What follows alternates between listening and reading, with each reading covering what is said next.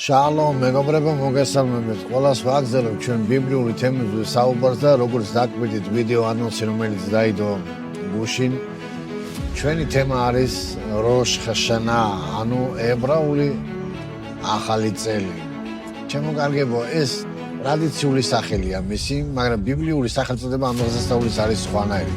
ბიბლიურად ამას უძახიან საყვირების გახსენების დღე.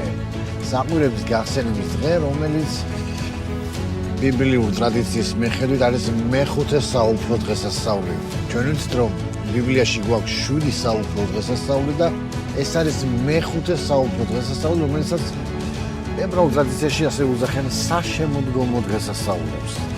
არის საგაზაფხულო დღესასწაულები, რომელიც უკვე ციკლმა გაიარა და რომელიც უკვე იესო ქრისტეში ახდა და არის კიდევ 3 დღესასწაული, რომელიც უნდა ახდეს, რომელიც წინასწარმეტყველური დღესასწაული